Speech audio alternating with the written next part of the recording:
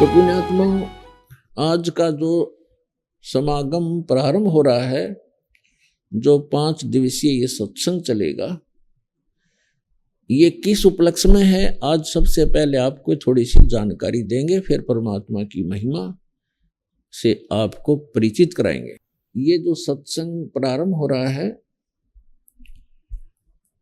ये किस उपलक्ष्य में है? आत्मा परमात्मा की खोज में वर्षों युगों से लगी हुई है, हजारों करोड़ों युगों से लगी है। और हम अपने सदग्रंथों में ये भी पढ़ते आए हैं कि जो सत साधना करते हैं, मर्यादा में रहकर सत भक्ति करते हैं, वे ऐसे स्थान पर चले जाते हैं जहां से लौटकर फिर प्राणी कभी संसार में नहीं आता। प्रमाण के लिए श्रीमद् भगवत गीता अध्याय नंबर 15 के श्लोक नंबर 1 से लेके 4 में प्रमाण किया है कि तत्वदर्शी संत की प्राप्ति के उपरांत,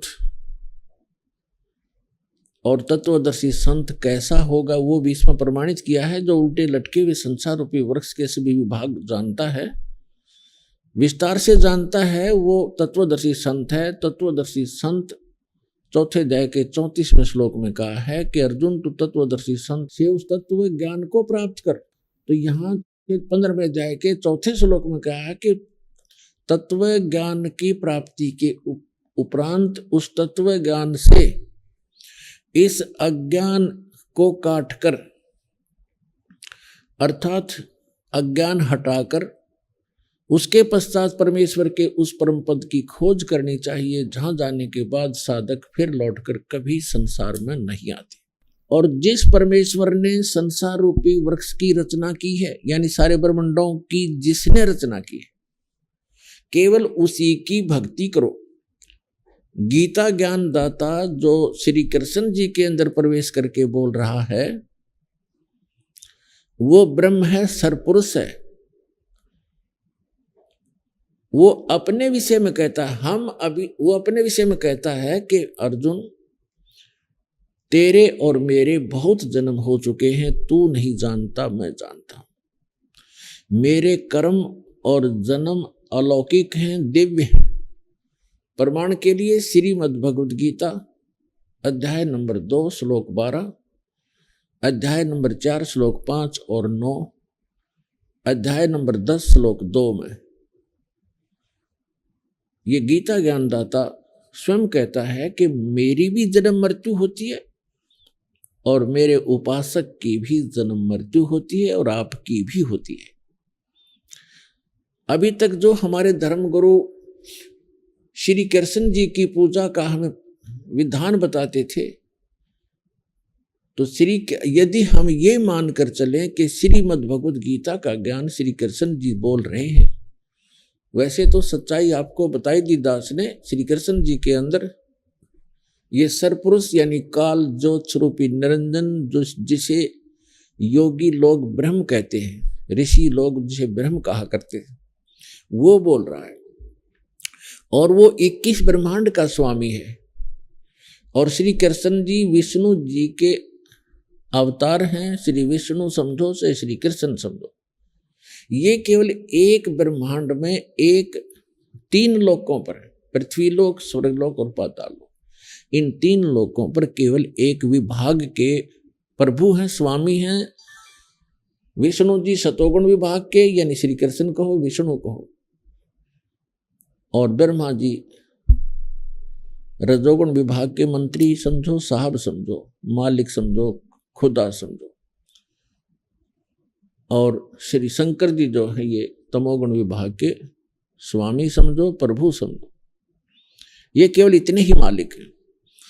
तो गीता ज्ञान दाता जो भी आप समझते थे, उसी को सोचकर चलिए, वही मानकर चलिए। वो कह रहा है कि मेरे तो जन्म मृत्यु होते हैं, और वो कोई और परमात्मा है जिसकी शरण में जाने से 18वें अध्याय के 62वें श्लोक में कहा है, अर्जुन तू सर्वभाव से उस परमेश्वर की शरण में जा, उसकी कृपा से तू परम शांति को और सनातन परम धाम को प्राप्त होगा। तो यहां हमने अब समझना है कि वो परमात्मा कौन है। जिसके विषय में गीता ज्ञानदाता भी प्रमाणित कराया कि उसी की शरण में जाओ, उससे आपको वो स्थान मिलेगा जहां जाने के बाद फिर लौटकर कभी संसार में नहीं आओगे। वो शाश्वत स्थान है। गीता के यथार्थ विश्लेषण की जानकारी के लिए पढ़ें पुस्तक गीता तेरा ज्ञानामृत।